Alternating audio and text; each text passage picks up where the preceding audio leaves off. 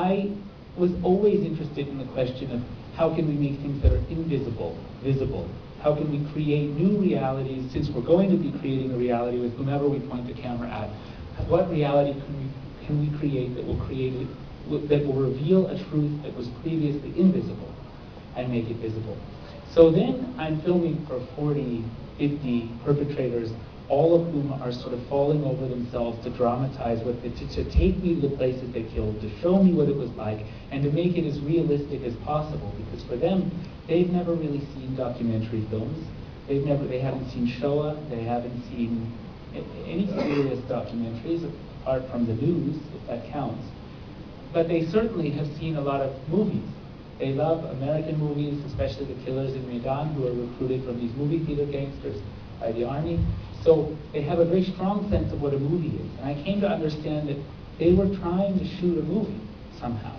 And that if I were to let them do what they were doing, to show off, to show me what they did in whatever ways they wished, then I would be able to answer the following questions, which I was really eager to understand from the very first perpetrator I met. How does he see me? How do they see me? How do they want to be seen by the rest of the world?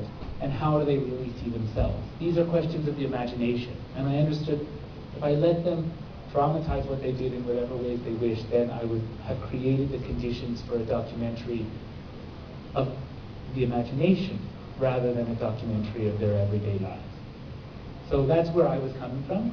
And then the way the process evolved is much as you see it in the film, in that Anwar is up on the roof dancing. It's the first time I filmed him. I saw it, as I said, I felt I was entrusted with a mission. I was entrusted by survivors to somehow expose a regime of impunity, a regime that's based on the celebration of genocide. And I see a man dancing where he's killed 1,000 people as a metaphor for impunity, for the celebration of genocide. It's like dancing on the victim's grave.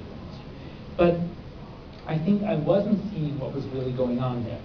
What was really going on there, of course, was that Anwar was talking about how he's trying to forget, as I said earlier, how he's trying to forget what he did. So trying to understand how is this possible that a perpetrator can dance where he's killed 1,000 people, I showed that footage, I screened the footage back to him, and we were fully prepared to evacuate at that time. We had all our bags packed, we had a production manager at the airport with cash ready to buy tickets for all of us.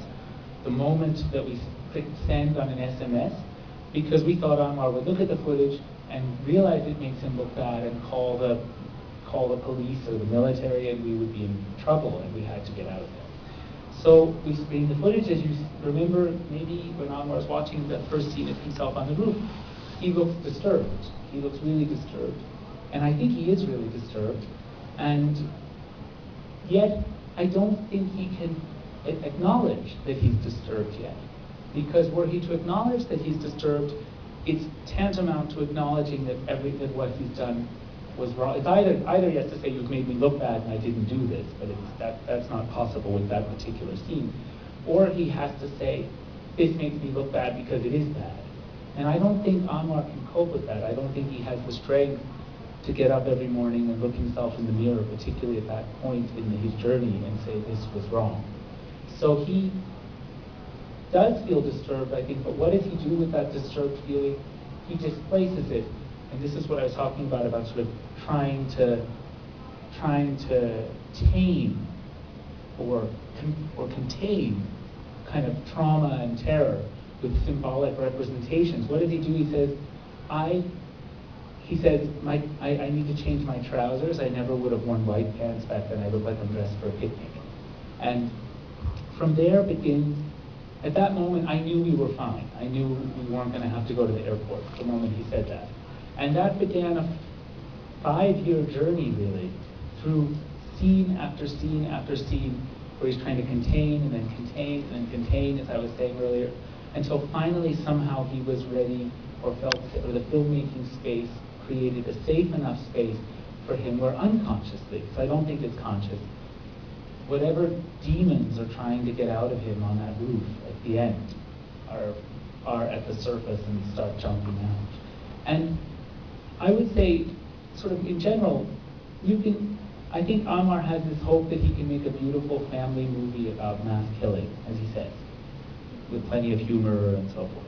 And at some point, I think he realizes that he can't, that it can't be both beautiful and about mass killing at the same time. But the whole point is he's trying to contain the horror of the killing, so he can't give up the killing, so that he gives up the beauty. And that's kind of, and he doesn't do it in a linear way. He's like swinging more and more wildly between denial and acceptance, or denial and going into his pain, right to the end with the waterfall scene and then the asking to see the scene with the wire on his neck. So eventually he makes this kind of unconscious but I think very honest choice. And then your other question was about method. You can see the method more or less. We encourage them to be their own crew and to write their own scripts. The people who work for the newspaper, that journalist who denies knowing anything, he wrote the scripts for the scenes in the studio and the dramatization, that sort of trivial dramatization of Anwar's nightmare. He's the editor of a magazine called Supernatural and Sexology, which is one of the many magazines published by that newspaper publisher. And he wrote the script. And you can see that I basically use two methods, though. Sometimes that he has his own crew, a big crew. He has a director and camera person and assistant directors. And we did that when I thought it would be interesting to see how they negotiate what they should and should not show, how they negotiate what to talk about and what not to talk about. And then other times but Anwar was really incapable of acting well when there was a script. You can see that moment where he can't say the line, "I thought I killed you," and he's very, very stiff. And so we realized if we were going to go into any kind of meaningful feelings for him, which became more and more important once he started talking about regrets and his nightmares and so forth, that then we had to close the set, make it quieter, be his film crew for him, and create spaces in which he could design a scene, call action, act the scene, call cut, reflect on the scene, all in the same take, where he and his friends were free to improvise. So like the gangster scene, even the waterfall scene, the village massacre scene, the scene where his head is on the rock, those are all scenes where we were the crew for him. And then you asked about the propaganda. The propaganda film, I think people who haven't seen the long version don't miss it. And I think it definitely adds complexity, and it's interesting and it's really important. Especially the way it shows that, I think everyone I filmed killed for power and money, everybody, and all the way up the chain of command to some CIA officers I filmed, and I think General Suharto, who became dictator and masterminded the genocide, he killed for power and money too.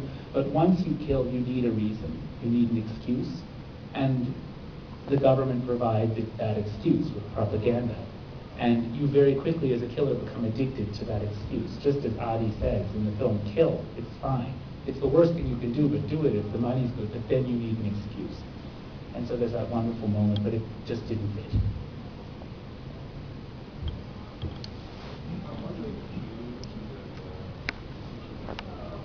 I'm sorry, could you read a little bit?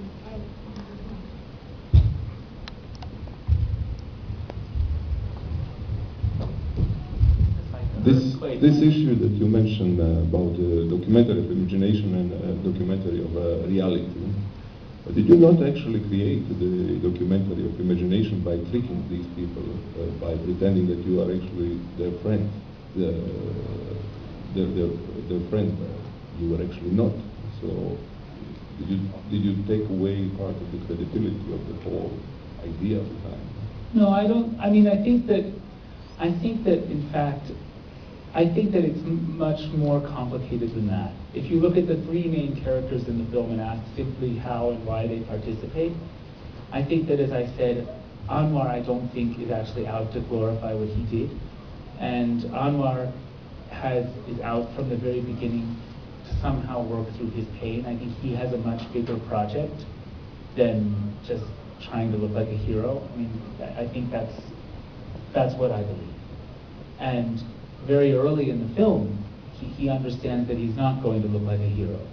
And he chooses again and again to go deeper into, and to design scenes that you simply can't that are more and more undeniably awful. And I think by the end of the film, when Anwar saw the film, when Anwar seen the film that you've seen, he was very, very emotionally touched and moved by it, and has been loyal to the film. It's the first thing he said. He cried quite a bit, as you would if you were that man and you watched that film. But he then said, Josh, this is the film that I actually knew we were making for a long time, and it's very true and honest. And I'm going to stay loyal to this film. Now, if he doesn't remain loyal because he's under pressure from the paramilitary leaders, of course that's fine. And Anwar and I don't know if the word is friends, because he had a very big project that he was working out that was much bigger than our relationship, which was to somehow deal with his horror.